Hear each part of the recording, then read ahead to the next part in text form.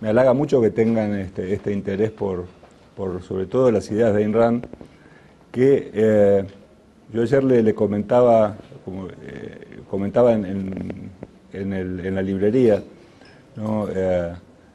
Hablando con Giancarlo los otros días, le decía que yo de casualidad había visto por televisión una de estas noches antes de dormir un documental que no tenía nada que ver con nada, simplemente para pasar el tiempo, y que me hizo reflexionar mucho sobre lo que es la filosofía de Ayn Rand, el problema que tiene Ayn Rand y su filosofía en estos momentos en el mundo, ¿no? El documental giraba simplemente, a mí me llamó la atención porque pasaba en un parque de leones en Sudáfrica, donde yo había estado hace algunos años, en el cual la gente se da cuenta que empezaban a notar que los leones cada vez estaban más flacos, que se les caía la piel, que perdían los dientes, y entonces pensaron que había algún virus o algún problema en los leones, hicieron muestras de sangre, hicieron muestras de ADN, y lo que descubrieron es que el problema es que todos pertenecían a una misma familia y estaban reproduciéndose entre hermanos, y esto había generado problemas genéticos que estaban disminuyendo la calidad de los leones. Bueno, ¿cómo solucionaron esto? Simplemente trajeron leones de otro lado, los mezclaron con estos y solucionaron el tema.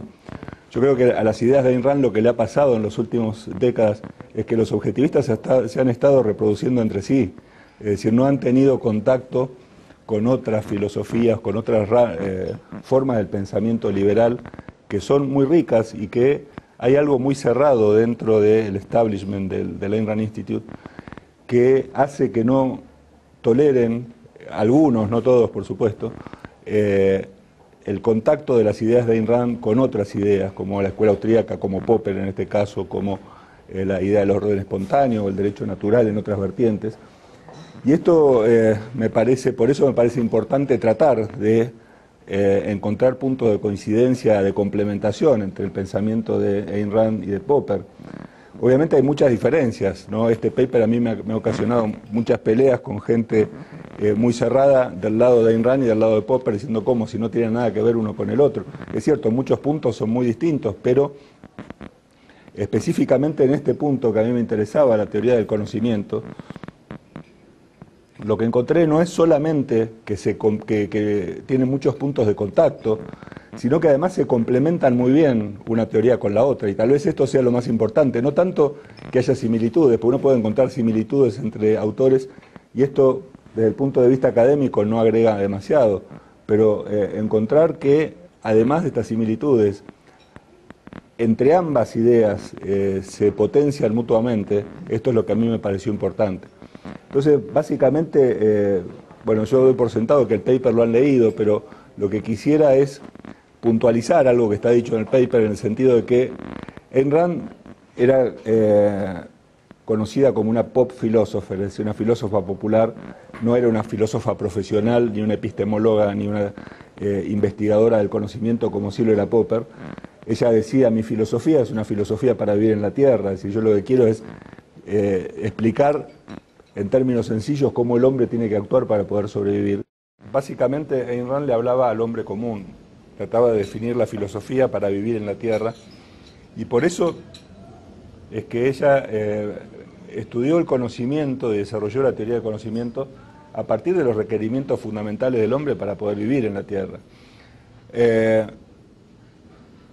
Popper le hablaba al científico que en realidad lo que trata es de elaborar teorías cada vez más abstractas o teorías científicas para los cuales el método que él desarrolló, ¿no?, de someter las teorías lo más complejas posibles a la refutación constante, era un método razonable, y por eso él le hablaba al científico respecto de lo que el científico podía necesitar. Y si bien yo no creo que haya una teoría de conocimiento para el científico y otro para el hombre común, lo que sí uno puede encontrar es que hay distintos requerimientos en el hombre común y en el científico. El hombre común es alguien cuyas decisiones de cuyas decisiones muchas veces depende la vida. Yo no puedo estar cuestionando la ley de gravedad todo el tiempo para decidir si bajo por la ventana o bajo por el ascensor. Tengo que tener ciertos parámetros de conocimiento y muchas veces las decisiones que tengo que tomar son vitales para mí. El científico normalmente no pone en riesgo su vida. Es decir, una frase interesante que Popper explica por ahí es que lo que hace el científico es poner a luchar las teorías en vez de que luchen las personas, ¿no? Poner en riesgo la vida de las teorías en vez de poner en riesgo la vida de la gente. Y en realidad el científico puede darse ese lujo, puede darse el lujo de elaborar una teoría sobre el Big Bang. De eso no va a depender su vida hoy. Posiblemente el conocimiento que él consiga a partir de sus estudios va a mejorar la vida dentro del futuro, ¿no? Pero él no está jugando su vida en cada decisión como sí puede hacer un ser humano cuando toma las decisiones normales de cómo encarar su vida. Por eso yo creo que estos dos enfoques eran importantes. Por eso, por ejemplo, la frase de Hume que está citada allí, ¿no? Hume, que decía: más allá de las ciencias naturales, de las matemáticas, no hay nada que la mente del hombre pueda comprender. Todo, el hombre está envuelto en una nebulosa de ignorancia. Y cuando el párrafo siguiente decía: bueno, pero los hombres no se comportan de este modo. Cuando toman decisiones, las toman sobre la base de lo que consideran que es el conocimiento verdadero. Si no, el hombre vagaría sin sentido por el mundo, que es lo que Ayn Rand veía en el mundo, en los Estados Unidos de mediados del siglo XX. El relativismo, el rechazo a cualquier concepto de certeza, de verdad, y las consecuencias que esto traía. Por eso los enfoques de los dos eran muy diferentes, pero hay puntos desde enfoques diferentes que para mí son muy coincidentes y complementarios. Por eso tal vez yendo al final, porque yo creo que ustedes han leído casi todo, uno podría decir cuáles son estos puntos básicos de contacto que yo he encontrado entre el pensamiento de Ayn Rand y de Popper. Primero, el reconocimiento de la realidad, ¿no? Que la realidad existe independientemente de la conciencia y posibilidades de conocimiento del hombre. Era algo muy claro en Ayn Rand, ¿no? Ella, la metafísica de Ayn Rand, como vimos la otra vez, estaba basada en el reconocimiento de la realidad. Y también es claro en Popper. Popper comienza diciendo: si no hay un concepto de verdad, si no hay una realidad objetiva, ningún conocimiento científico es posible.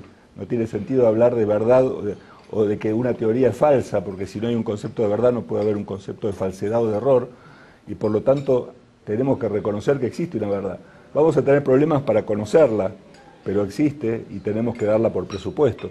Esto es algo que los dos lo reconocían. El uso de la propia mente, ya sea la razón en Ayn Rand como esa facultad que identifica e integra el material provisto por los sentidos, o la razón crítica como este mecanismo de someter las teorías a la refutación constante y a los argumentos en contra que uno pueda encontrar, al máximo de las posibilidades, es la única herramienta del hombre para tratar de mejorar su conocimiento de la realidad. Y en este caso los dos usaban una noción, si se quiere, de razón desde el individualismo metodológico, ¿no? Era la razón como facultad de cada individuo para tomar contacto con la realidad, no la razón con mayúscula, ¿no? Como diría Hayek en esta clasificación que hacía el individualismo verdadero o falso, ¿no? La razón que todo lo puede conocer, sino la razón como el único instrumento que el hombre tiene para tomar contacto con la realidad. Ahí posiblemente me va a decir un popperiano que había fuertes diferencias de método, ¿no? Porque Ayn Rand de algún modo consideraba la inducción como un método válido para adquirir conocimientos, mientras que Popper rechazaba abiertamente la inducción. El punto es que Ayn Rand posiblemente les contestaría, y tal vez el propio Popper, cuando uno tiene que los conocimientos necesarios para el ser humano al tomar decisiones de la vida diaria, muchas veces se basan en la inducción y en la experiencia, en la experimentación, no en métodos deductivos. Obviamente, si uno acerca el fuego a una hornalla y se quema, la próxima vez va a saber que no tiene que acercar la mano a la hornalla porque se puede quemar. Y esto es una inducción totalmente válida para el conocimiento del hombre común, que obviamente tiene otros problemas que Popper le hacían a Popper descartarla como método válido para el estudio de las ciencias, ¿no? en otros niveles. Pero lo cierto es que para los dos, el uso de la razón como facultad individual, por el mecanismo que los dos utilizaban, que hacían Ayn Rand, obtener todo el conocimiento posible de una cosa o de un hecho determinado utilizando justamente la razón a través de las reglas de la lógica, o esta idea de elaborar una teoría y someterla a las refutaciones, era en ambos un punto de conexión en el sentido de que era el único mecanismo con el cual el hombre puede obtener conocimiento de la realidad. El tema de la certeza, no tan criticado, que se le ha criticado mucho a Ayn Rand, en realidad es muy similar al concepto de certeza que manejaba Popper. Es decir, Ayn Rand decía, la certeza es contextual, es decir, algo es cierto en el contexto del conocimiento del hombre, que es un conocimiento falible y que además evoluciona. Algo es cierto cuando toda la evidencia disponible, hecho el mayor esfuerzo que uno pueda realizar, indica que una cosa es de determinada manera y no hay ninguna evidencia que indique otra alternativa o que indique lo contrario. Cuando ustedes obtienen esta situación, uno tiene que decir que esto es cierto en el contexto de certeza propio de las características del hombre. No significa que sea cierto de forma inmutable por el resto de los tiempos. Pero Ayn Rand decía, el hombre necesita un parámetro de certeza, porque si no, no puede tomar decisiones. Cada decisión que nosotros tomamos a cada paso de nuestra vida, la estamos tomando a partir de una cantidad de conocimiento que damos por cierto. Que después podamos, con la evolución del conocimiento, el aumento del conocimiento, cambiar o evolucionar eso que tenemos por cierto, no significa que no pueda elaborarse un concepto racional de certeza. Popper, cuando cita a Tarski y su verdad con minúscula, donde decía, uno puede decir que cuando mayores test de refutación haya pasado una teoría, mayor grado de verosimilitud va a tener.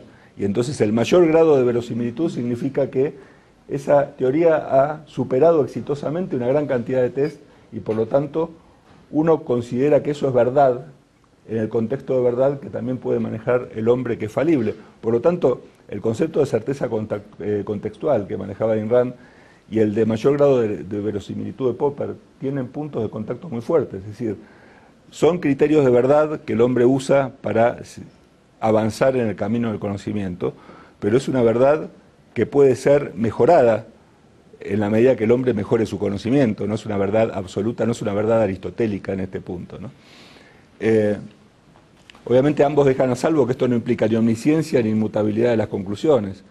Supone que el estándar de conocimiento disponible sometido a la crítica racional y el mayor esfuerzo por ampliarlo permite extraer una conclusión que no ha podido ser refutada hasta el momento, como diría Popper, o que no está teñida por ninguna evidencia que indique lo contrario, como diría Ayn Rand. En este contexto uno puede hablar de verdad, o de certeza. Perdón. Los dos tenían una visión evolutiva del conocimiento, ¿no? Justamente, y esta idea de razón crítica en Popper o de racionalidad en Ayn Rand, lo que tendían era a ampliar constantemente el contexto del conocimiento del hombre. Y los dos veían que ese conocimiento era evolutivo. Popper lo dice con mucha claridad, Ayn Rand también lo dice y lo da a entender en otras partes, ¿no? Y justamente como para los dos, esta idea de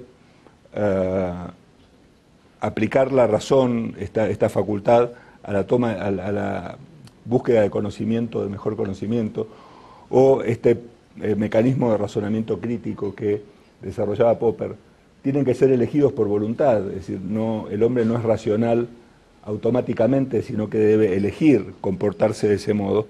Ambos consideraban a la racionalidad o a la razón como una virtud moral, es decir, tenía un valor moral esto, ¿no? A diferencia, por ejemplo, de la escuela austríaca, ¿no?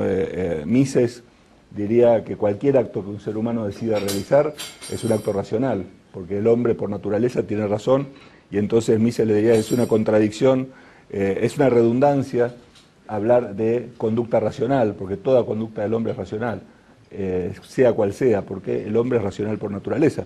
Tanto Ayn Rand como Popper en este contexto, lo que le dirían, el hombre puede comportarse racionalmente o no, depende de que aplique el método que cada uno de ellos ha elaborado para ello.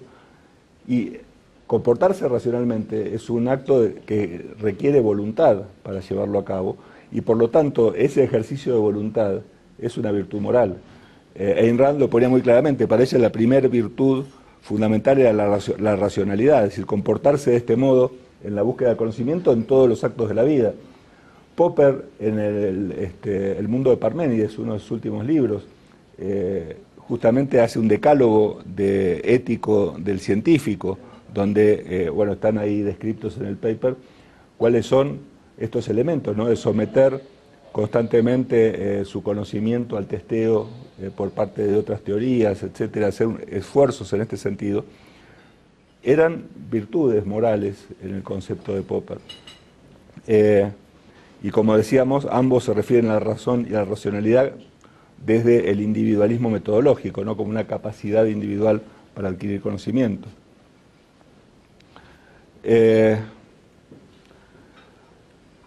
Pero fundamentalmente en este contexto uno dice, ¿y por qué se complementan ambas visiones del conocimiento? A la conclusión que yo llegué en ese paper, que no tiene por qué ser necesariamente cierta, pero era la primera sensación que a mí me daba, es que uno se comporta del modo en que Ayn Rand, o tiende a comportarse del modo en que Ayn Rand designa esta búsqueda del conocimiento, cuando enfrenta problemas inmediatos. Por eso el ejemplo que yo les cuento, el cuento de la isla desierta y compañía. Uno toma decisiones vitales, como por ejemplo saber qué alimento puede comer o no comer, sobre la base de muchas veces conocimiento empírico, inducción, búsqueda, material conocido a través de los sentidos, ¿no? Obviamente Popper, otra de las cosas que podrían decir los críticos es, Popper desechaba la percepción sensorial o el material de los sentidos como un método válido de obtener conocimiento. Sin embargo, si ustedes están en una isla desierta donde saben que las plantas que tienen flores azules son venenosas, los sentidos van a ser muy útiles para ustedes, para saber qué es lo que pueden comer o qué es lo que no. En cambio, la idea de Popper, vinculada con el conocimiento científico, no de los problemas del momento, sino de los problemas abstractos que puedan tener proyección hacia el futuro, de elaborar teorías y someterlas a un testeo de racionalidad a través de otras teorías o de otros razonamientos, es un complemento muy útil al pensamiento de Ayn Rand. Yo creo que en este punto uno puede complementar perfectamente las dos visiones del conocimiento y tener tal vez una síntesis. Alguien me decía, en realidad, más que elaborar una conclusión sintética de Popper y Ayn Rand, lo que pareciera es como que es una suerte de visión nueva que las abarca ambas y que permitiría sentar por ahí la base de un desarrollo de la teoría del conocimiento para el futuro. Pero ambas formas de conocimiento, de acuerdo al tipo de problemas que el hombre está enfrentando, pueden ser válidas, y me pareció importante hacer esta síntesis, porque de pronto, obviamente para los herederos de Ayn Rand, los sucesores de Ayn Rand, Popper está muy mal visto. De hecho se hacen seminarios en California para criticar a Popper, y del lado de los popperianos hay un gran desprecio por las ideas de Ayn Rand. Yo creo que el problema es que no se conocen mutuamente. Es como lo de los leones que les contaba al principio, se están reproduciendo entre ellos y se están debilitando, y me parece que hay una posibilidad de encontrar puntos donde los pensamientos se pueden potenciar mutuamente, ¿no? Si esto es básicamente la conclusión de mi trabajo, me gustaría conocer los comentarios y la discusión que podamos abrir, ¿no? Bien, la discusión entonces está abierta para quienes quieran intervenir. Levantan su mano, por favor. Bueno, mientras piensan, yo quisiera decir que me llamó la atención el que se afirme que para Ayn Rand el conocimiento es realmente importante para la supervivencia humana, que como Ricardo lo estaba señalando, es una diferencia de enfoque respecto a lo que Karl Popper hace. Es decir, creo que eso está claro. Ahora, Hayek se ocupó precisamente en el contexto de su propia obra de hacer esa diferencia. Uno es el tipo de conocimiento que el científico está dispuesto a encontrar, a avalar, a aceptar, y otro el conocimiento que es fundamental para la supervivencia humana. De hecho, las críticas que Hayek le hace al racionalismo y al cientificismo de todos los tiempos es que no quiere aceptar que hay un conocimiento vital, sino que todo debe provenir de la experimentación, de la observación, de procesos demostrativos. Ahora, hay una diferencia, creo yo, entre la propuesta hayekiana, que no sé si sería tal vez un punto intermedio entre estas dos, en el sentido de que desde la perspectiva de Hayek ese conocimiento vital es un conocimiento que se ha venido acumulando para la raza, por lo tanto tiene un componente ahí filogenético. Pero también el individuo, cada uno de nosotros tiene que hacerse con ese conocimiento. Entonces hay un componente ontogenético ahí, es decir, yo no puedo como individuo ya convivir en la sociedad y asegurar mi propia sobrevivencia a menos que haya hecho mío ese conocimiento. Ahora, ese conocimiento desde el punto de vista hayekiano es un conocimiento que obtenemos por la vía de la inconsciencia, es decir, viendo a otros cómo se comportan, aprendemos nosotros a comportarnos de esa misma manera.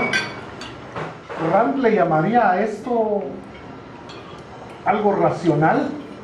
Sí, yo creo, es una buena pregunta, porque yo creo que Hayek, en primer lugar hay una diferencia fundamental. Para mí Hayek no ha sido muy claro respecto de dónde ubicar la razón individual en todo este problema de la supervivencia del hombre. No porque Hayek no lo tuviera claro, sino que tal vez ha sido medio confuso en algunos de sus textos. Por ahí, La contrarrevolución de la ciencia es una explicación muy buena, la primera parte de ese libro, sobre justamente cómo la sociedad va evolucionando a partir de conocimientos que no son, o de decisiones que no están dirigidas a ordenar la sociedad, sino de una manera espontánea. Pero Hayek habla, por ejemplo, cuando se pone a hablar de los límites de la razón, o de otras formas de adquirir conocimiento que no sean la razón, yo creo que trae a confusión, porque uno entiende a lo que Hayek apunta a no buscar en la razón con mayúscula, en la razón del planificador y del organizador de la sociedad, las respuestas a todos los problemas. Pero al hablar de formas distintas de la razón o cosas que están, incentivos diferentes a la actividad racional individual para obtener conocimientos por otros medios, a mí me parece confuso, y obviamente esto Ayn Rand no lo aceptaría. El punto fundamental que a mí me parece de diferencia entre Ayn Rand y Popper por un lado y Hayek por el otro, es que Ayn Rand y Popper reconocían un valor fundamental en este esfuerzo individual por adquirir conocimiento, mientras que Hayek en realidad lo trataba con mucha tibieza. Él decía, bueno, la gente toma decisiones, cada uno tiene un pedazo de conocimiento, en estas decisiones la sociedad va a crecer a partir de la interacción de las personas, generando una suerte de orden espontáneo y todo lo que nosotros sabemos. Pero esta idea de que el esfuerzo individual por obtener conocimiento a través del mecanismo que Rand por un lado, Popper por el otro han desarrollado, y la importancia que esto tiene, me parece que no es muy claro en Hayek. Es decir, Hayek no le da tanta importancia a esto. Hayek da por supuesto que permitir esta evolución del pensamiento va a generar estos órdenes espontáneos, pero se ve en Hayek, como también en Mises en otro sentido, cierto,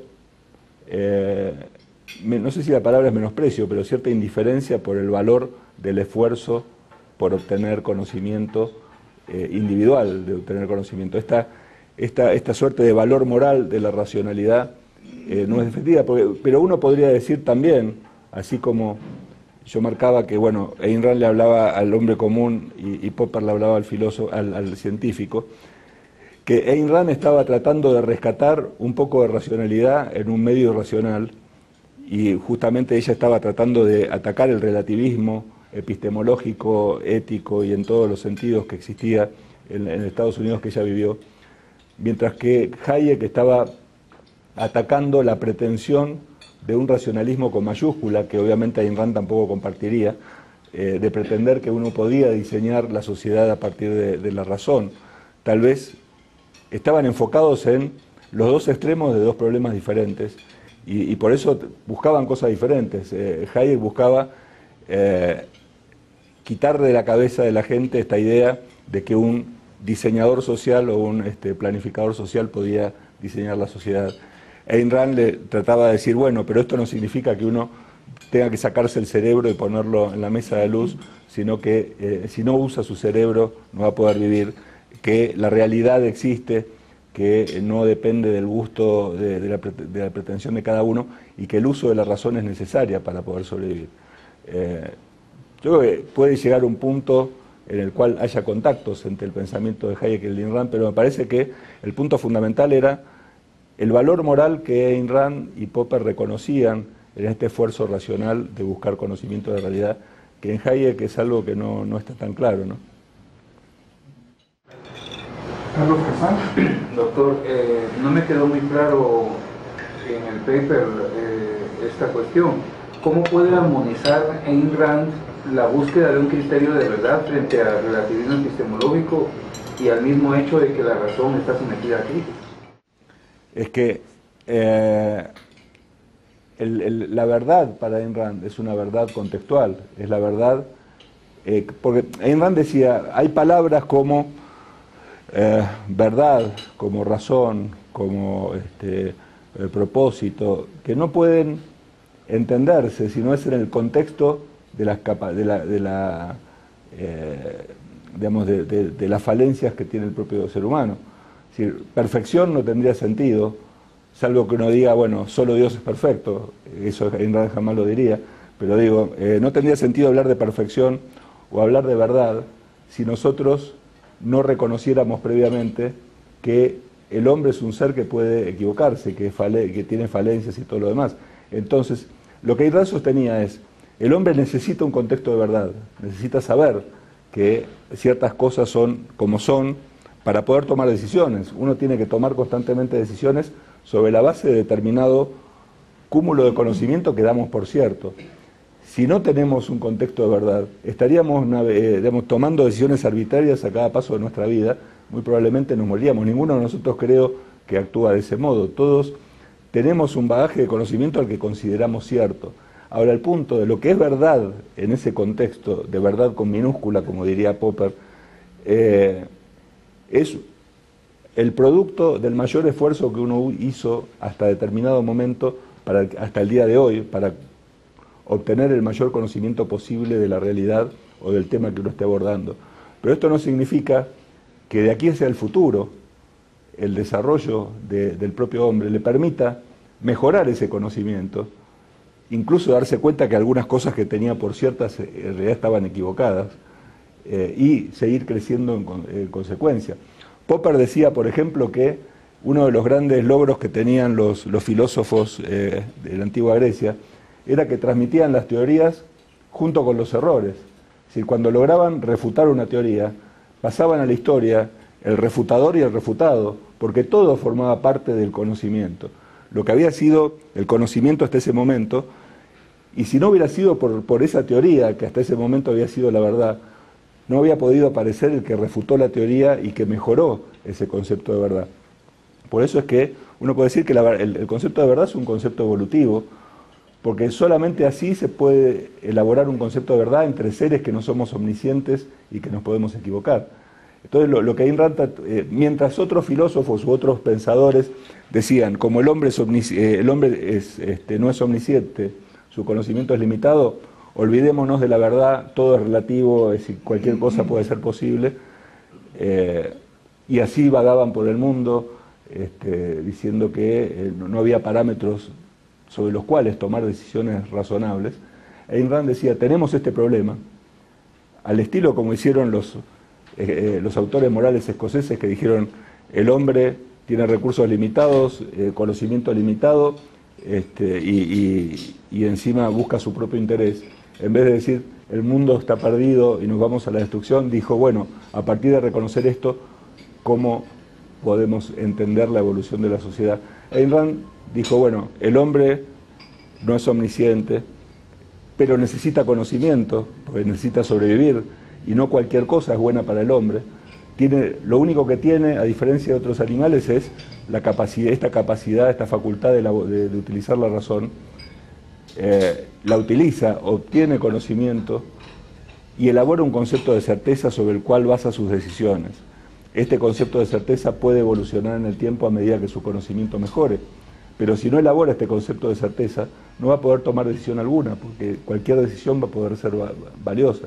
Creo que eso fue un punto muy importante en Ayn Rand, la idea de poder compatibilizar la necesidad humana de certidumbre con la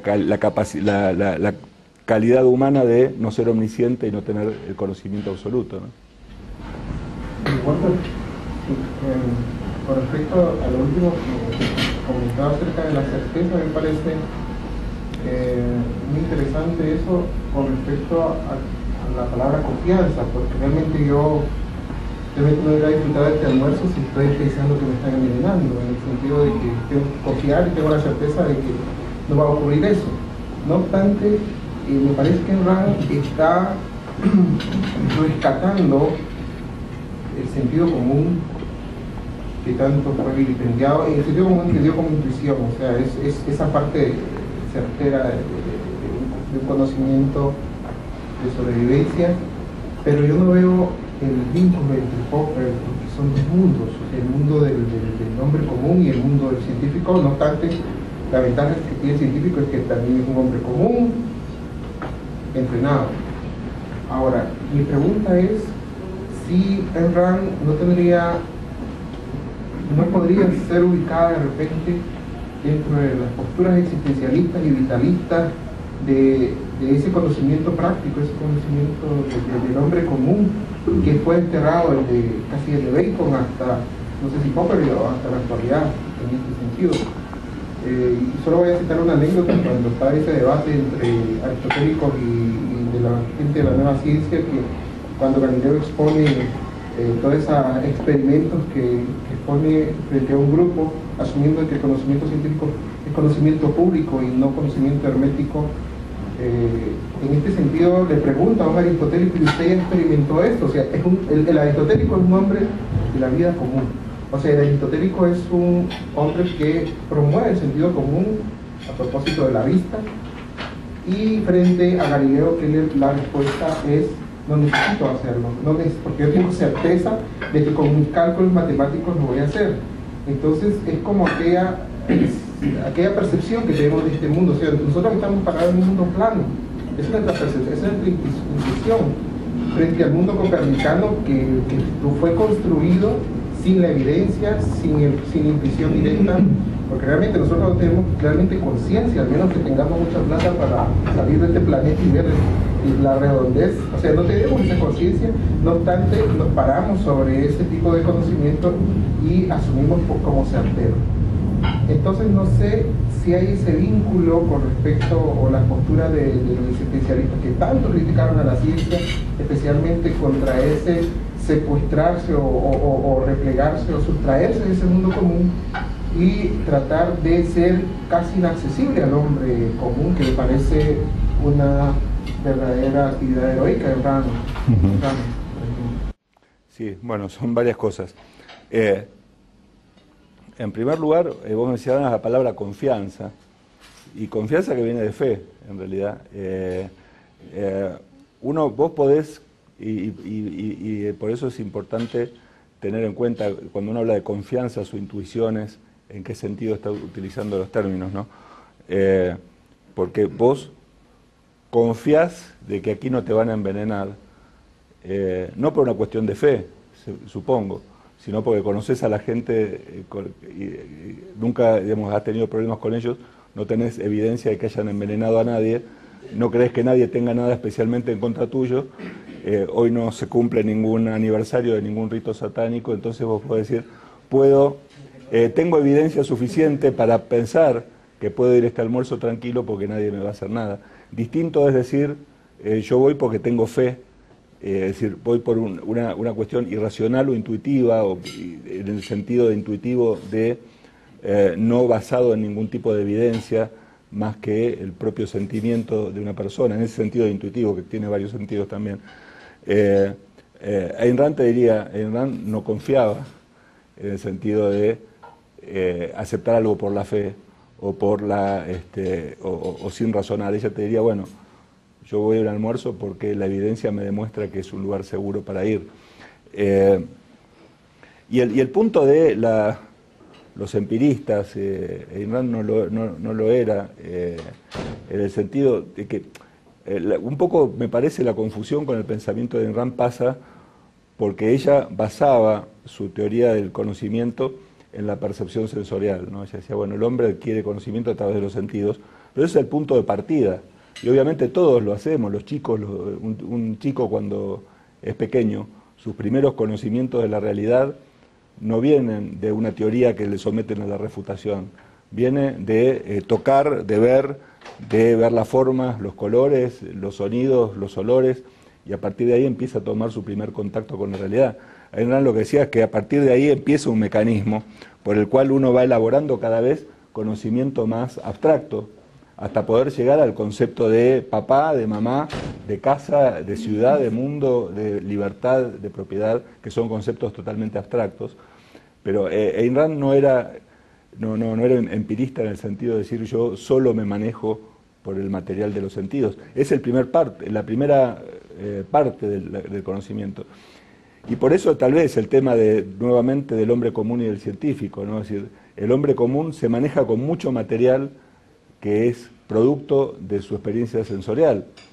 El científico, por el contrario, se maneja con mucho material que es producto de elaboración abstracta de teorías, lo cual no significa que los dos tengan cerebros que funcionen de maneras diferentes. Tal vez los dos están enfrentando problemas distintos y los resuelven con el mismo mecanismo, según pienso yo, pero enfocado a una tarea diferente.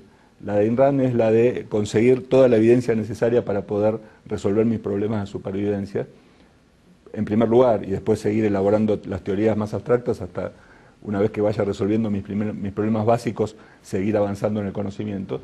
Y Popper le dice al científico, bueno, usted no empiece, imagínense que uno tuviese que elaborar la definición del Big Bang a partir de la experiencia sensorial.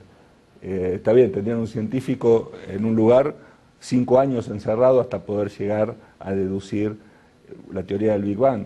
Popper le diría, tire su teoría, someta a la refutación, y si pasa los test de refutabilidad, cuanto mayores test pase, mayor verosimilitud va a tener su teoría. Estaba apuntando a personas que enfrentaban problemas distintos, pero yo creo que no necesariamente con un método de conocimiento distinto, sino que lo usaban de manera distinta según el problema que estaban enfrentando. Esa es por lo menos la opinión mía, por eso pude encontrar este link entre los dos, ¿no? ¿Con José Ramírez? Doctor, yo quisiera saber si podemos ahondar acerca de la función, no tanto del conocimiento, sino el motivo del cambio, digamos, de paradigmas de conocimiento. Como en Ayn Rand, todo lo que es el pensamiento, la lógica, tiene un valor de sobrevivencia. Sí, no necesariamente. Es decir, tiene un valor de supervivencia de movida, de entrada. Es decir, obviamente lo primero que uno necesita es sobrevivir. A partir de que uno sobrevive va a seguir enfrentando problemas en la vida cada vez más complejos y tal vez cada vez más alejados de su necesidad de sobrevivir. Pero digamos, siempre tenemos ahí la dificultad por superar, ¿no? Sí. Digamos, estando cercana de nuestras necesidades primarias y un poco más lejana. El motivo, digamos, de cambio de nuestros conocimientos o la puesta en duda de nuestros paradigmas que nosotros manejamos, se puede decir que surge cuando enfrentamos problemas únicamente, o también es, qué sé yo, patrones de pensamientos, la creatividad y todo el asunto. No, por supuesto, uno elige el camino de su vida y uno puede dedicarse, por ejemplo, a ser filósofo y dedicarse a elaborar, digamos, conocimiento abstracto sobre la realidad. Uno puede ser artista. Ayn Rand desarrolló una de las ramas de la filosofía para Ayn Rand, era justamente la estética, y ella, obviamente, el artista va a desarrollar una cantidad de elementos de conocimiento necesarios para lo que tiene que hacer, sobre todo desde lo filosófico, que no necesariamente se vinculan con necesidad de tomar decisiones vitales, ¿no? O decisiones vinculadas necesariamente con acciones físicas tampoco. Obviamente uno puede dedicarse a ser filósofo o a ser científico, y tal vez ahí es donde uno utilice el conocimiento abstracto mucho más que el conocimiento de la percepción sensorial o que la inducción. Por ejemplo, Popper criticaba mucho la inducción como método de adquirir conocimiento, pero Popper decía cualquier método es válido para refutar una teoría, con lo cual estaba admitiendo que la inducción podía ser un método válido para refutar una teoría. Por eso es que creo que uno utiliza tal vez más la inducción y el conocimiento primario para enfrentar problemas cotidianos, pero uno puede dedicarse a ser un científico, un filósofo o dedicarse a cualquier tipo de conocimiento abstracto, ¿no? De actividad de conocimiento abstracto, y entonces va a dejar un poco de lado la inducción y se va a dedicar a la deducción. Ayn Rand aceptaba los dos métodos como válidos según cuál sea el problema que lo está enfrentando, ¿no? Bien, tenemos dos arquitectos al hilo. Yo quería elaborar un poco sobre los problemas de la certeza. Y cuando Ayn Rand habla de que el conocimiento es contextual, se está refiriendo al contexto de conocimiento de quien lo posee. Y los conceptos para Ayn Rand siempre tienen un referente en la realidad, o sea, siempre se están refiriendo a algo que existe. Y entonces, no necesariamente un concepto más avanzado sobre un tema está contradiciendo o falseando un concepto anterior. Por ejemplo, cuando un niño se refiere, digamos, a un hombre como, o lo define, digamos, como el animal ese que habla, ese para su contexto de conocimiento es suficiente, porque cada vez que él diga el animal que habla, digamos, se está refiriendo al hombre, y ese es lo que imagina, eso es lo que señala. Se le vuelve un problema esa definición cuando se encuentra con una perica, porque entonces ahora hay otro tipo de animal que también habla, ¿verdad? Entonces ahora su diferencia la va a tener que modificar, y eso aprovecho para decir que esa es la diferencia también con la posición aristotélica. Los aristotélicos creen que la esencia de la definición, o sea la diferencia, es metafísica, en cambio para Ayn Rand es simple y sencillamente epistemológica. Entonces lo cambia y podrá seguir funcionando su definición hasta decir que el hombre es el animal racional, pero nuevamente esa puede ser una definición que cambie más adelante. Si vemos por ejemplo en la novela de Gulliver de Swift, cuando él llega al país de los Heinemanns, ¿no? Se encuentra con estos caballos que eran civilizados y hablaban, o sea, también eran animales racionales, pero no eran hombres, ¿verdad? Los hombres eran en ese lugar los yacos. Entonces ahí tendría que modificar nuevamente su definición, y probablemente lo que antes era la diferencia se vuelve el género. Entonces ahora diríamos el hombre es el primate racional y el Heinemann es el equino racional, ¿verdad? Una nueva definición, y ninguna contradice una anterior, pero sí va mejorando o clarificando o haciendo más estrecho, digamos, la diferenciación entre los existentes, y eso es precisamente el concepto ese de un conocimiento contextual. Sí, es más, uno podría decir que la definición de Aristóteles de que el hombre es un animal racional, a partir de Ayn Rand podría ser que el hombre es un animal potencialmente racional. Claro. Y ya sería una definición diferente, ¿no? Por favor, Doctor Rojas, ¿usted no cree que tal vez uno de los puntos más importantes de conexión entre los dos tipos de pensamiento está alrededor de la sociedad abierta y sus enemigos de Popper. Sí, bueno, ese libro, Popper, igual que Ayn Rand, se dedicaron, por ejemplo, bastante a criticar a Platón y a las ideas idealistas y totalitarias.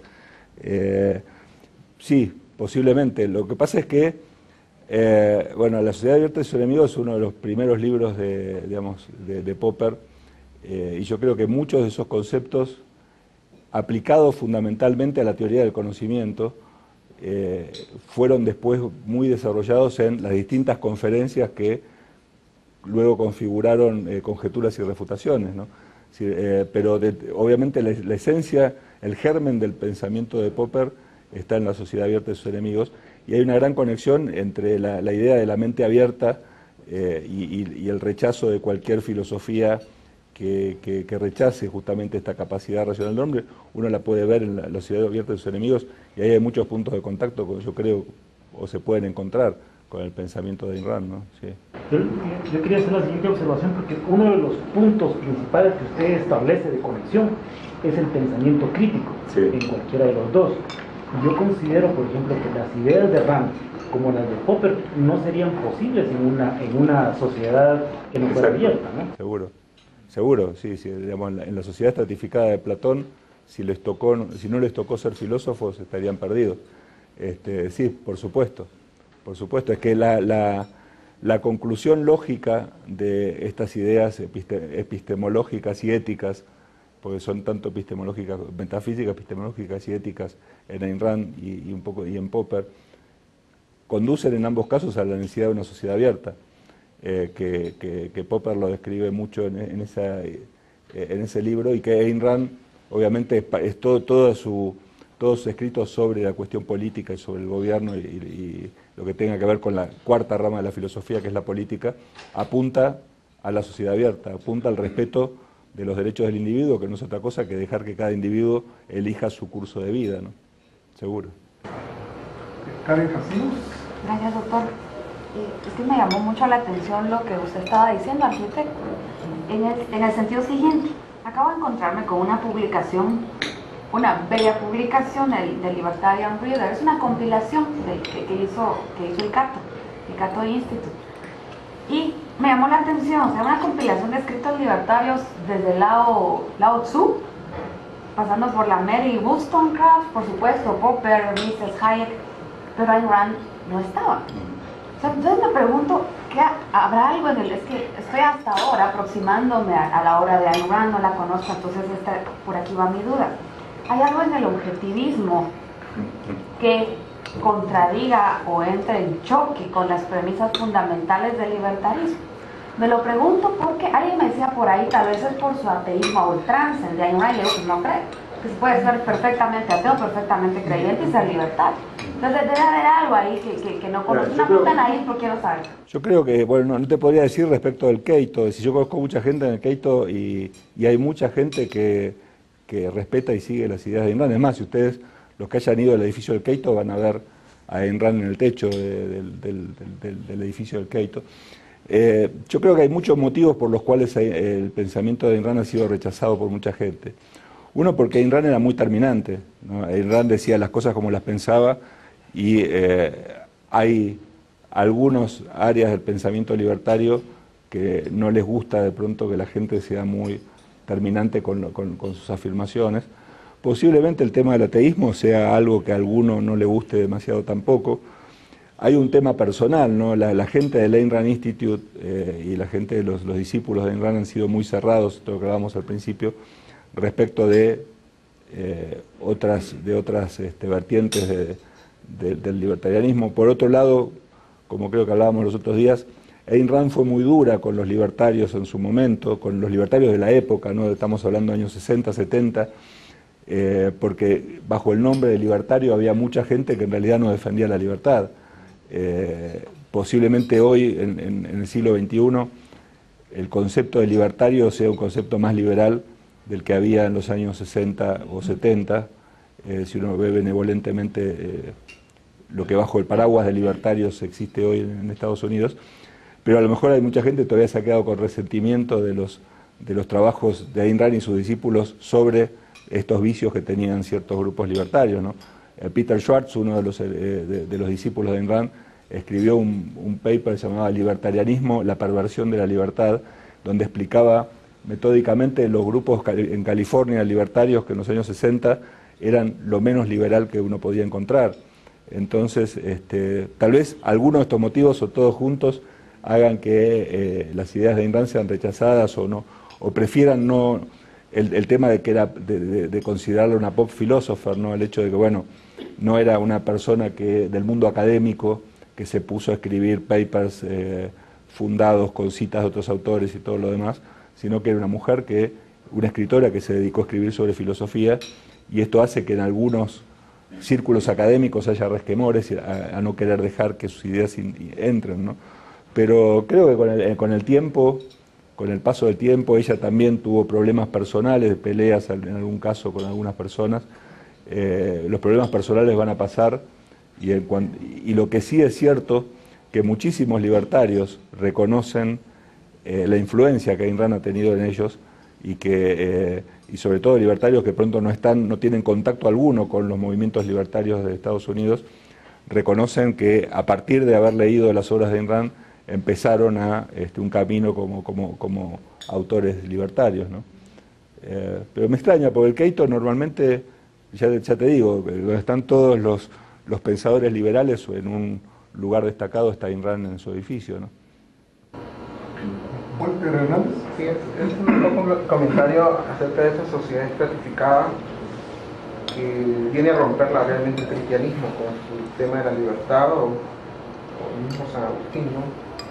No obstante, me parece que hablar de Platón como un planificador, por supuesto, pero hay aspectos que él le deja espacio a esa libertad o a esa opción o a esa decisión, no sé si llamarla espontánea, con respecto a la división social del trabajo. A veces dice que no es que yo haya nacido sastre y no va a quedar sastre, sino que a veces la pude haber escogido.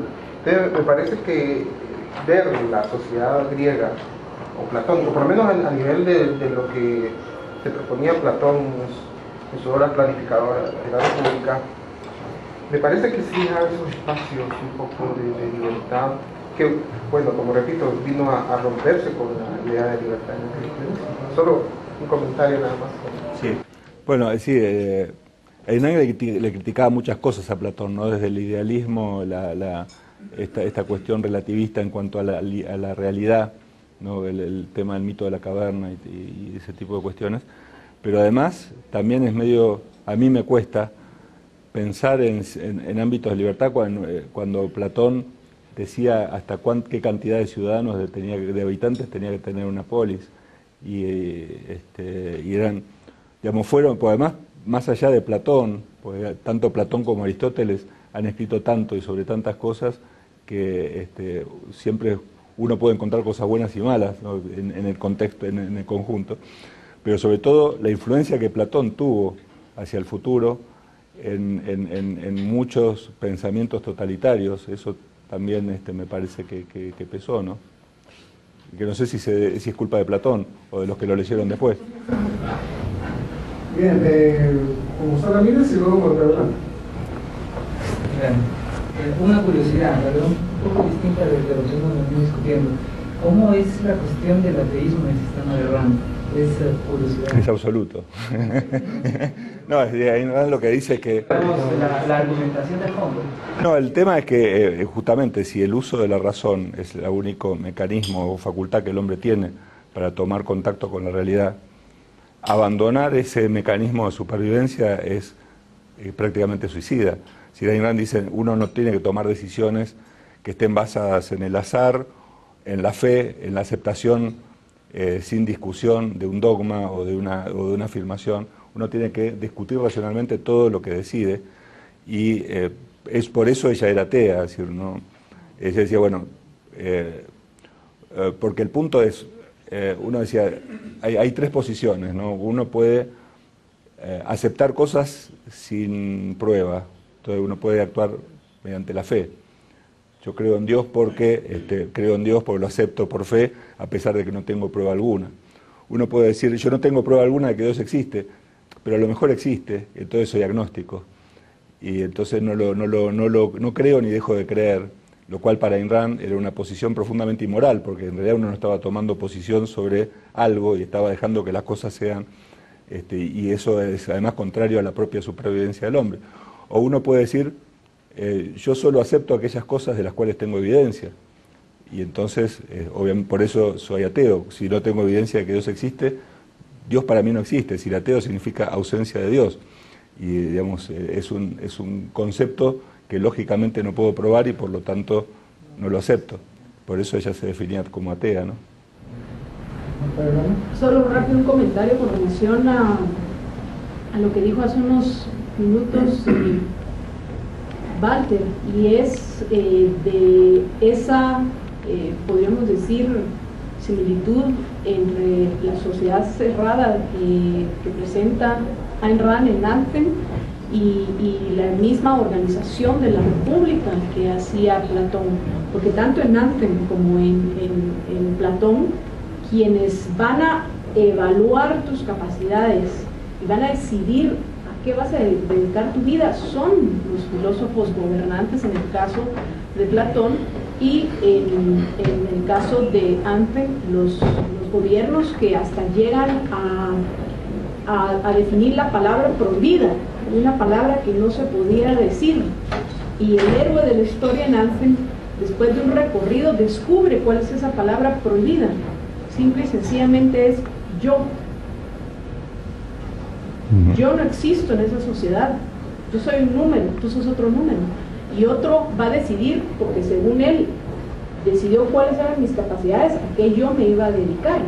Pues resulta que este barrendero pues tenía más habilidades que ser un simple barrendero, porque lo lleva hasta descubrir lo prohibido, yo, y a tomar las decisiones en su vida. Entonces yo creería, no sé qué opina Ricardo, que Platón es relativa esa elección, porque alguien va a hacer una evaluación de cuáles son tus capacidades, no es cuál es tu ambición o tu meta, que esa sí creo yo es una valoración subjetiva. O sea, yo voy a decidir qué es lo que a mí me satisface independientemente de lo que otros crean que son mis capacidades y habilidades. Entonces yo lo que le sugeriría a Walter es leer Anthem y a todos los aquí presentes, que además de eso es, creo yo, la obra más pequeña de Ayn Rand, pero a mí me parece maravillosa. Sí, sí, la verdad. Sí, comparto totalmente. Walter, sí, con respecto, yo creo que sí siempre estamos siendo evaluados, aunque no sea el filósofo, aunque no sea el Estado o los funcionarios públicos. Creo que el mismo hecho de que cuando uno llega a una escuela y lo evalúan y dice usted ya está en capacidad, entonces eso digamos que permite hasta cierto sentido el funcionamiento de una sociedad y la eficacia del trabajo que va a desempeñar, porque entonces usted se dedica a, no sé, pero me encantaría a mí... ¿Sí? El tema es quién decide. Entonces, independientemente de que tú te quisieras dedicar a algo, sí, en estas sociedades cerradas, tanto la de Platón como la que presenta Rand en Anthem, no sos tú quien decide, sino son otras personas, independientemente de tu decisión o lo que tú quisieras hacer. Seguro. Bien, como no hay manos levantadas, bueno, solo para seguir moviendo las aguas. Ayn Rand no hace esa distinción que tú haces realmente de una filosofía que es exclusivamente para el hombre práctico y separa al científico. Ella piensa que su proceso epistemológico incluye al científico y que una teoría científica va a ser correcta si va chequeando sus premisas y puede ser una reducción, o sea, irse de regreso hasta la evidencia sensorial. Y hasta donde yo sé, por lo menos mis científicos favoritos, aunque hayan hecho teorías que parecen muy separadas de la realidad, se han basado en la realidad. O sea, Einstein, por ejemplo, cuando toda la teoría de la relatividad la hizo en base a la realidad, es decir, siempre refiriéndose a lo que está observando y que no estaba explicado por teorías anteriores, ¿verdad? Como la idea de la simultaneidad o la idea de dos puntos de referencia con respecto a dos cosas, objetos que se mueven, pues qué pasa, y casi toda la teoría de la relatividad él la explica básicamente sin fórmulas, casi todo al principio, solo explicando ejemplos de lo que sucede en la realidad, ¿verdad? Y ya después hace la traducción matemática. Claro, en matemática se puede llegar a conclusiones que uno tendría que de todas maneras que verificar, y así fue. Él con sus cálculos pronosticó que la luz se iba a desviar por el campo gravitacional del Sol, y cuando vino el eclipse ese famoso del 19, me parece que fue, pudieron comprobar que en efecto así era. Entonces nuevamente es el volver a la evidencia sensorial lo que da la certeza. Sí, además yo creo que aún en la metodología de Popper, siempre la realidad es el último juez, ¿no? Es decir, todo finalmente tiene su contraste con la realidad. Por eso el punto de partida de los dos me parecía bueno. Si uno reconoce que hay una realidad independiente del hombre, toda teoría, cuando digamos, Popper habla de someter las teorías a la refutación, en realidad lo que está haciendo es, bueno, a ver que alguien me permita verificar que esta teoría, en otras palabras, en algún punto está contradicha por la realidad. Es decir, en el fondo la realidad siempre termina siendo el juez de decisiones para cualquier forma de conocimiento científico razonable, ¿no? Eso es totalmente así. Raúl Torres y luego Walter de nuevo. No, a mí me parece, quizás hilando la idea que se estaba manejando, que creo que ese es tu intento, ¿no? Es decir, de buscar una especie de el eslabón, es decir, teorético que vincule esos dos conceptos que conducen a un dualismo, incluso insalvable, irrebasable, ¿verdad? Pero buscar esa especie de tercera vía que salve el continuum, es decir, del paso uno al otro. Entonces me da la impresión que y ese es el realismo. No sé si habría que ver un objetivismo realista, racional, crítico, construyendo y haciendo, claro, demasiadas palabras, pero eso lo puedes desarrollar en otro país. Entonces, yo creo que por ahí va ese intento, ¿no?, de salvar. Claro, que yo creo que el punto es que ni las teorías científicas a las que se refería Popper estaban desvinculadas de la realidad, ni el método de conocimiento de Ayn Rand desconocía la posibilidad de elaborar teorías abstractas. Es decir, ambas cosas son, y hay una tendencia a ver a Ayn Rand como la persona que lo único que estaba haciendo era oliendo, mirando, olfateando y oyendo para ver qué material encontraba y tomar decisiones, pero es por este camino uno puede terminar elaborando teorías abstractas científicas que van, como decía él, a estar sometidas siempre al testeo con la realidad. Y tampoco Popper pretendía elaborar teorías científicas desvinculadas de la realidad, porque el testeo finalmente la iba a poner en comparación con la realidad que iba a ser el último juez. Y ahí es donde yo encuentro que hay puntos de conexión entre las dos cosas. Ya los nominalistas clásicos decían que todo conocimiento empieza por los sentidos, pero otro problema es que se agota en ellos. Entonces, pero lo otro que quería decir es un comentario. A mí me llamó mucho la atención de tu paper este aspecto del esfuerzo ético por pensar.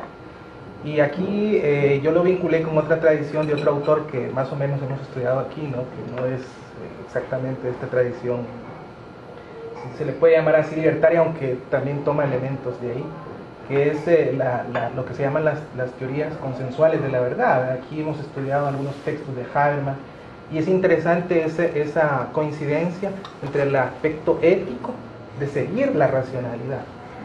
Entonces es interesante en esta tradición cómo se enfrentó incluso y criticó fuertemente desde el fondo la concepción tarskiana de la verdad como adecuación, ¿no? Y dijeron que era una concepción puramente semántica y no pragmática, siguiendo a Wittgenstein. Entonces, ¿cómo queda este criterio de verdad en Rand más allá del contextualismo? Porque esta tradición habla de más criterios, se van al lenguaje con el tema de la pragmática y las correcciones para ir adecuando, y eso no solo funciona en diálogos informales, también funciona en debates con los científicos y funciona, es decir, entonces tiene incluso ese carácter universal. Entonces, ¿qué otro criterio de verdad, más allá de lo contextual? Mira, yo no sabría decirte más allá de lo contextual, es decir, básicamente Ayn Rand planteaba el tema de la verdad, primero en la metafísica como una cuestión primaria. Si uno no la acepta, la verdad no puede seguir discutiendo. Segunda, en la epistemología como una necesidad del hombre para tomar sus decisiones, basarse en un criterio de certeza. Y tercero, justamente en esta idea de que justamente este concepto contextual de verdad obliga al hombre a hacer el mayor esfuerzo, de ahí el valor moral de la cuestión, a obtener todo el conocimiento posible y mejorarlo constantemente, por eso la racionalidad y por eso el uso de la razón en cada decisión que uno toma, porque es lo único que le va a permitir hacia el futuro poder mejorar el contexto de conocimiento y por lo tanto que este concepto de verdad pueda seguir evolucionando, sumando a partir del conocimiento anterior. Un poco lo explicaba él hace un rato, y ahí un poco se agota la cuestión de la verdad para Ayn Rand. Es una necesidad epistemológica del hombre y solo puede elaborarse racionalmente a través de un esfuerzo ético del hombre. Es que a mí me parece ahí lo intuitivo, porque yo creo que ella, más allá de que era literata y todas estas cosas, toca un tema central, ¿no? Yo creo, para la especie, y es el tema de la tensión entre historicidad y racionalidad, ¿no? Es decir, ya después uno puede dedicarle más tecnicismos, pero es cómo hacemos lo cotidiano trascendente, claro, o trascendental. Es que ahí Ayn Rand, yo creo que lo fundamental que ella tuvo es quitar los conceptos de la metafísica y ponerlos en la epistemología. Aristóteles, ella seguía a Aristóteles, pero Aristóteles veía como los conceptos como parte de las esencias y por lo tanto no había una posibilidad de evolución del conocimiento porque obviamente la esencia era inmutable y por lo tanto el concepto también, y por lo tanto lo que era verdad para Aristóteles en su época tenía que serlo 100 años o 1000 años después, y el que no le gustaba lo mataban, lo quemaban en la hoguera. Ayn Rand decía, claro, no, obviamente no, eso no fue problema de Aristóteles, pero digo, Ayn Rand tuvo digamos, lo bueno en Ayn Rand fue haber quitado esta idea de la metafísica y colocarla en la epistemología, porque uno tiene que reconocer que el hombre es falible y entonces el contexto, las definiciones, los conceptos que un hombre elabora, solo los puede elaborar en el contexto de su conocimiento actual. Y esto permitió justamente crear este concepto que, respetando el parámetro de verdad, permitía que este parámetro de verdad evolucionara como en la medida en que evolucionaba el conocimiento del hombre, y a su vez darle a todo eso un valor moral. Sí, yo creo que el conjunto de todo esto ha sido muy importante en Ayn Rand. Bueno, yo quiero insistir en que con respecto a Aristóteles en la metafísica dice que el ser se dice de múltiples maneras, o sea, no hay una unívoca manera de decirlo, y me parece que a veces tiene una idea de un Aristóteles platonizado desde el punto de vista de los árabes. Sin embargo, él tenía el concepto de ciencia el concepto de ciencia es hacer comprensible aquello que es un misterio, que ignoramos o que es incomprensible. No obstante, por eso es que yo, aunque tenemos proyectos de leer a Ayn Rand, me parece a mí que, por desconocer no puedo opinar más acerca de ella, pero sí me parece un intento por volver ese enmarañado discurso científico accesible al mundo común. Sí, es cierto que ambos, como diría Hegel en su enciclopedia, todo conocimiento, y sea filosófico o científico, tiene que pasar sobre el filtro de la experiencia, por no utilizar la palabra realidad que tanto le encantaba a Hegel. Y él es la palabra que utiliza, experiencia. Pero yo sí insisto que me parece a mí que ella lo que está tratando, por lo menos, no, o mejor dicho, Ricardo, lo que está tratando aquí es buscar un vínculo de hacer comprensible eso que a veces se vuelve tan enmarañado, ¿verdad? Y tan, ¿cómo decirlo? Incomprensible, ¿verdad? Sí, pero yo creo que Ayn Rand, si bien le hablaba al hombre común, involucraba a todo el mundo, y a veces también los científicos necesitan que los conceptos, sobre todo los filosóficos, sean más simples, porque también dentro de la historia del pensamiento científico ha habido mucha confusión y una cantidad de teorías que terminaron en la confabulación contra la ciencia. Yo creo que los principios de Ayn Rand no solo le venían bien al hombre común, sino también al científico, como los del Popper, si bien estaban orientados al científico, en muchos aspectos también le vienen bien al hombre común, ¿no? Es decir, el punto es tratar de encontrar qué es lo que estaba queriendo decir cada uno en cada momento. Es decir, Ayn Rand puso el énfasis en una sociedad donde la gente común, por obra de determinadas teorías científicas, estaba perdiendo, se estaba volviendo relativista, estaba perdiendo principios, estaba perdiendo valores, y entonces Ayn Rand trató de crear conceptos como certeza, como valor, como racionalidad, y volverles a dar sentido en un mundo donde los iba perdiendo. Popper le hablaba al científico para que el científico evitara estratificarse en el conocimiento existente y no evolucionar, y pincharlo para que siguiera evolucionando en ese conocimiento, para que, si uno quiere, en un contexto muy específico, se volviera un tanto escéptico o relativista respecto de el conocimiento actual, porque esa es la tarea del científico. El científico tiene que cuestionar la realidad. El hombre común necesita tener un concepto firme de realidad para tomar decisiones. El científico lo que tiene que hacer es hacer crecer este mundo, esta cantidad de conocimiento que damos por cierta. Tiene que reafirmarla o hacerla crecer o hacerla evolucionar. Y esa es su tarea principal, y para hacerlo tiene que cuestionarse mucho de lo que hoy se considera como cierto. Son tareas distintas, pero me parece que las bases filosóficas eran muy parecidas, ¿no? Yo quisiera traer estos últimos minutos la discusión al terreno de la acción humana. Como es bien sabido, la acción humana es un fenómeno tan complejo que son muchas las disciplinas encargadas de estudiarla, cada cual desde una perspectiva muy diferente, desde la historia, pasando por la psicología, la ética, llegando hasta la praxeología. Ahora, la pregunta que yo me hago es, ¿qué es realmente lo que Rand hace en torno a la acción humana? Es decir, ¿está interesada en una explicación psicológica, digamos, de la acción humana? ¿Está interesada desde la perspectiva misesiana en una comprensión praxeológica de la acción humana? Sobre todo la afirmación que dejaste ahí en la pantalla, de que el uso de la razón aquí es algo voluntario, es una virtud, un valor, y en consecuencia se aparta de la concepción de Mises. Creo que es claro, porque Mises entiende por racionalidad sencillamente la capacidad que tiene el hombre a la hora de actuar, de diferenciar los fines de los medios. Ahora, está Rand diciendo que la racionalidad consiste en actuar siempre de una manera consciente y sabiendo hasta sus últimas consecuencias cuáles son las decisiones que debemos tomar.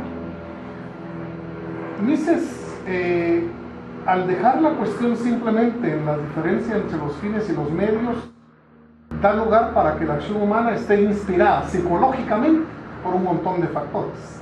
No siempre por saber uno exactamente qué es lo que le conviene, ni siquiera cuáles van a ser las consecuencias de sus actos. Si iría a comprar un par de zapatos cafés, por ejemplo, ahí está ya toda la historia personal involucrada en esa decisión. Mis gustos, apetencias, no solo cuestiones estrictamente racionales, sino, qué sé yo, las ideas de mi abuela que de repente ya se murió, las preferencias de mi madre por ese color, en fin, toda una serie de factores que podrían caer en el plano de lo irracional, y de hecho caen en el terreno de lo irracional. Entonces, Rand entiende por racionalidad, desde el punto de vista de la acción, un actuar siempre sabiendo cuáles son las decisiones correctas, es decir, es psicológico. Bien. Su punto de vista de la acción, ¿no?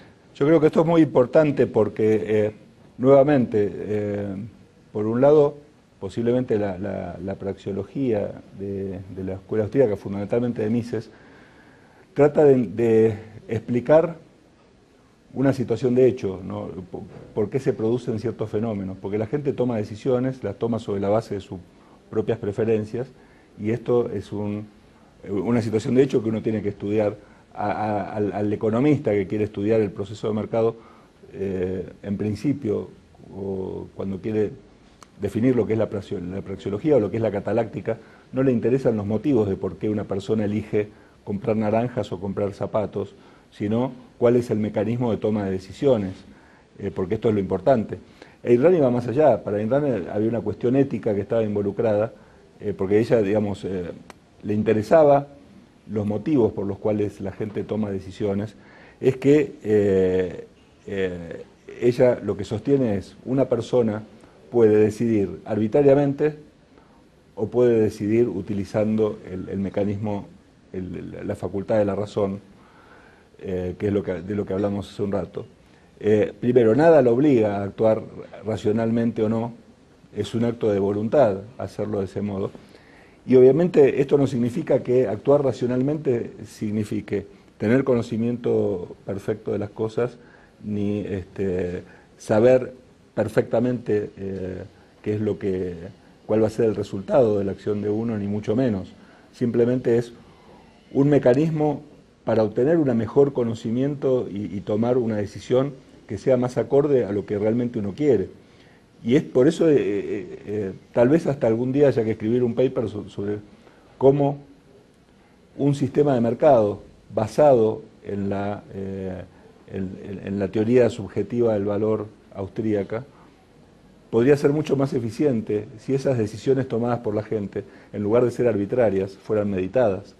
Es decir, cómo en una sociedad donde la gente piensa lo que decide antes de decidir, tal vez podría lograr resultados más razonables o más eficientes que en una donde eso no ocurre.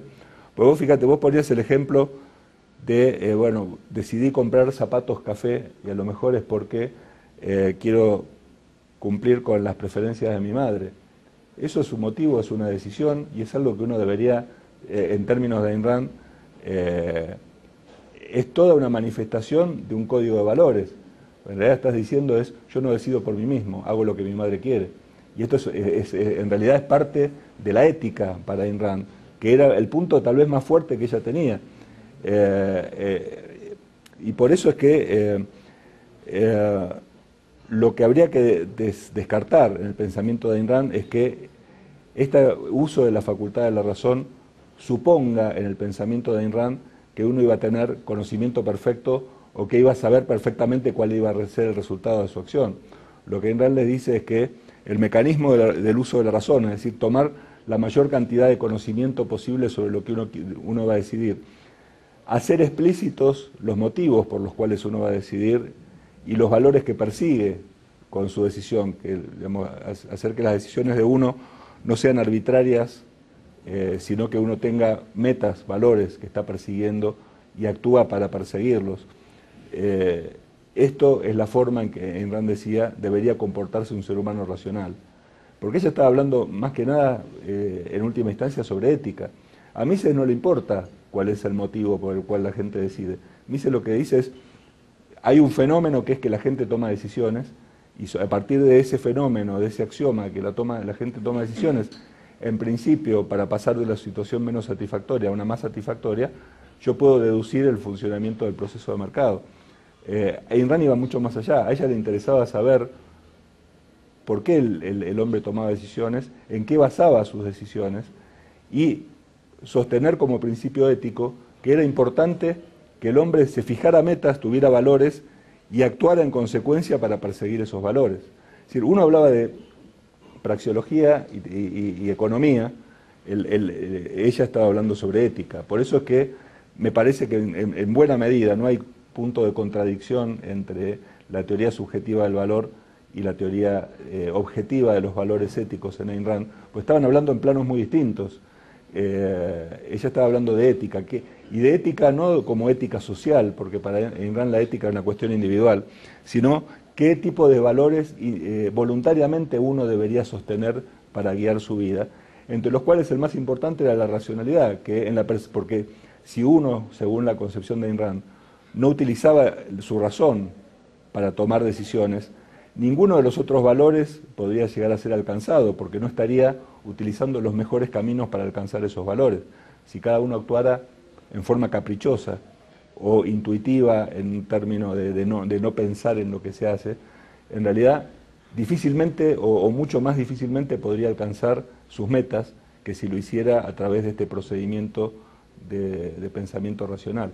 Pero por eso creo que los niveles de discusión son niveles distintos, y tal vez algún día haya que escribir un paper sobre cómo se pueden complementar los dos.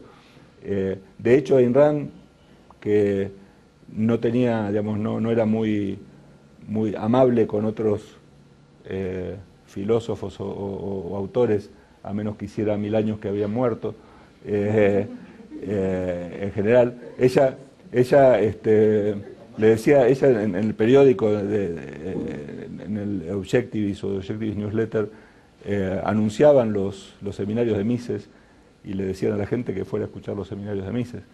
Así que, yo creo que no hay, más allá de diferencias psicológicas y del origen, ¿no? Mises tenía un componente kantiano que posiblemente Ayn Rand no iba a sostener, y está el tema de la racionalidad, que en los dos era muy distinta, pero en la base de lo que es la teoría la teoría subjetiva del valor económico y las ideas de Ayn Rand sobre el valor objetivo en materia moral, podría no haber contradicción y hasta podría haber una complementación interesante, ¿no? Yo no sé, voy a decir algo aquí ético de repente, pero no sé a este punto lo que hace que Rand no tenga mucha aceptación dentro de los círculos liberales, porque llegado a ese punto suena como un discurso meramente motivacional, es decir, tú actúas siempre por los valores que son tuyos, que son personales, mientras que al pensamiento liberal lo que le interesa es, digamos, la acción ética es una acción que creo yo que ha sido solucionada desde el punto de vista hayekiano, es decir, en la medida en que cada uno de nosotros respeta el Estado de Derecho, derecho a la vida, libertad y propiedad de los demás, en realidad la razón y la motivación por la cual va a actuar casi no interesa, es decir, no importa si es arbitrariamente tomada esa decisión, no importa si ha llevado días de meditación y de decir, bueno, esta es la razón por la cual yo voy a actuar, es decir, eso viene hasta cierto punto a quedar relegado a un segundo plano. Entonces, desde el punto de vista de la motivación, es decir, el individuo, no la colectividad, es el que debe tomar sus propias decisiones, actuando racionalmente en función de valores que son muy suyos, pues bueno, yo diría bienvenido, pues, pero no sé, como que le hace falta algo más. Es que el punto es el siguiente, cuando Hayek dice, y otros autores, lo que está diciendo, bueno, digamos que el gobierno, la sociedad no se va a poder meter con las decisiones que cada uno tome, cada uno va a poder llevar su curso de acción como quiera. En realidad no está resolviendo la ética, ni siquiera la está mencionando. Lo único que está diciendo es, nadie puede ejercer el uso de la fuerza contra otro. La ética como rama de la filosofía, como lo entendía Ayn Rand, ¿no? Como la rama de filosofía que se refiere al modo en que las personas deciden qué valores van a sostener para su curso de acción, es lo que cada individuo en esa sociedad va a tener que elaborar, para lo cual lo de Hayek no le sirve. Es decir, lo único que Hayek le garantizó es que el gobierno no se va a meter con él, pero eso no le resolvió el problema de qué decisiones él va a tomar. Y en ese terreno es donde Ayn Rand elabora su teoría sobre la ética. Porque Ayn Rand decía, punto 1, la ética es una cuestión individual, cada uno elabora su código de valores. Y ahí podría estar de acuerdo con Hayek, con Mises y con Ayn Rand y con Popper y con todos. Punto 2, dada la premisa número 1, ahora tenemos un problema adicional. Cada uno de nosotros vamos a tener que elegir nuestro código de valores y la realidad va a ser nuestro testeo constante para ver si elegimos los valores correctos o no. Y entonces tenemos un problema. No cualquier valor que elijamos nos va a permitir conseguir nuestras metas, incluso sobrevivir como seres humanos. Y ya estamos en un terreno que de la política no tiene nada que ver. Estamos en el terreno del individuo consigo mismo para decidir su curso de acción sobre la base de qué valores. Y yo creo que este aporte de Ayn Rand de tratar de decir, independientemente de que la elección de valores es un problema individual, veamos qué valores son importantes para que el hombre, que cada uno de nosotros elija para poder alcanzar eficientemente nuestras metas, es algo que me parece un plus importante en la teoría de Ayn Rand. Lo que pasa es que dentro de la idea liberal, o dentro del espectro muy grande del liberalismo, hay buena parte de corrientes que rechazan cualquier intento de tratar de definir valores. Dice, bueno, es una cuestión individual, cada uno que elija lo que quiera. Uno de los puntos más controversiales que hubo entre los libertarios y los objetivistas es precisamente la base ética, porque de lo que Ayn Rand acusaba a los libertarios es que trataban de defender la idea de la libertad en base a una moral altruista, que era la misma moral que había dado origen, o que era el soporte del comunismo. El comunismo supuestamente era para lograr el beneficio de la mayoría, que algunos se sacrificaran en beneficio de la mayoría. La misma idea de la democracia como gobierno es que el beneficio de la mayoría debe sacrificar a una minoría, y así sucesivamente. Y Ayn Rand decía que el capitalismo debía estar fundado bajo un código ético en el cual se suprimieran los sacrificios, porque precisamente lo que se trataba era de defender el derecho del individuo. Y ese era un punto en que chocaba mucho, al punto de que esa es una de las razones, que eso no quise contar ayer, es una de las razones por la cual hubo esta división entre los objetivistas, ¿verdad? El grupo de Kelly, que es el del Objectivist Center, cree que la única manera de corregir eso entre los libertarios es introduciéndose con los libertarios y platicando con ellos y hacerles ver esto, mientras que el otro grupo de una vez considera a los libertarios como inmorales, ¿verdad? Y que mejor no meterse con los que van por mal camino. Por eso es que te dijeron que no te juntaras con ellos. Sí, ¿verdad? Eso ya era cada quien que decida, pero esa es la razón. Entonces ese fue un punto importante. Y el otro punto también muy importante es que muchas de las ideas de los libertarios se basaban en Kant. Y Ayn Rand considera a Kant como lo peor que le ha sucedido a la filosofía en la historia del mundo. Bien, Marta Yolanda. Bueno, yo creo que todo evoluciona, y también el mismo pensamiento libertario. Estoy segura que un libertario de hoy no es el libertario de los años 60, cuando estaba haciendo todas estas reflexiones Ayn Rand. De nuevo, como dijo el doctor, yo no sé si voy a decir algo herético, pero ahora para los hayekianos, y es con relación al tema de la importancia que tiene para cada uno de nosotros esa elección de los valores correctos. ¿Por qué? Si queremos vivir en sociedad y resulta que la mayoría de los individuos miembros de esa sociedad tienen un sistema de valores equivocado, si yo quiero vivir en esa sociedad, yo me estoy suicidando con el resto de los individuos de la misma, porque se creyeron un discurso que les pareció cómodo, por ejemplo en el caso del Estado benefactor o el mercantilismo. Qué fácil, la culpa de todos tus males es de otros, y todavía mejor, quien te lo va a solucionar es este otro. Entonces tú lo único que tenés que hacer es cruzarte de brazos y esperar que caiga el maná del cielo.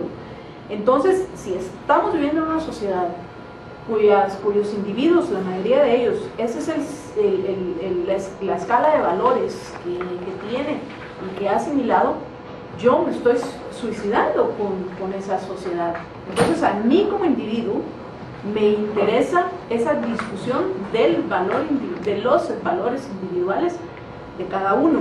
Además, creo que en este caso los liberales, no sé si tanto los libertarios, porque por lo menos los libertarios que ya nos tocó a nosotros conocer, y los que están discutiendo en el Cato Institute y en otras organizaciones, ya tienen mucho más énfasis en el individuo y lo recuerdan. Sin embargo, los liberales, y esto es una discusión que he tenido con el doctor de León Barbero, y ayer que estuvo conmigo en el programa David también lo decía, a la gente hay que recordarle, por ejemplo, qué es el mercado. El mercado no es una abstracción.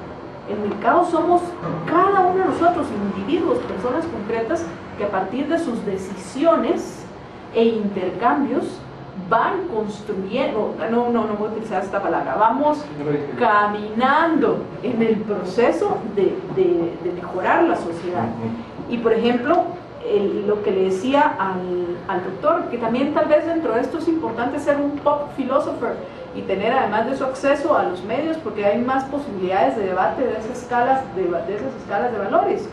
Y es que para mí los principios de los libertarios hoy, o de los objetivistas, o de liberales, que realmente son matices y hay áreas de debates y discusiones, pero tenemos más puntos en común que diferencias, se debe centrar en hacer énfasis que es la filosofía humanista por definición, porque nos centramos en el humano, cómo actúa, por qué actúa y qué lo motiva. Yo creo que cada una de estos autores están aportando para que cada uno de nosotros vayamos aclarándonos las ideas y cada vez tengamos más conceptos y argumentos a la hora de debatir. De nuevo, lo decía Ricardo ayer en Sofos, no se trata de ponerle altares a nadie, sino de ver qué es lo que cada uno presenta, que mejor se acomoda a cada uno de nosotros y cómo eso lo vamos a transmitir a los demás, porque ¿de qué sirve estar en un debate elevadísimo utilizando términos que tal vez el 0.00001% de la población va a entender? Maravilloso para uno, pero si el resto del 99.9999% de la población se está suicidando, yo que formo parte de esa sociedad me estoy también hundiendo con ellos. Entonces, por eso, de nuevo, creo yo que ese debate y esa discusión es importante. Nada herético, todo muy ortodoxo. Qué bueno, no me excomulgó el doctor de León Barbero. Desterrar, autodesterrar. Sí. Puedo seguir viniendo al seminario. Le agradecemos mucho a Ricardo su presencia acá con nosotros. Un aplauso, por favor. Gracias a ustedes.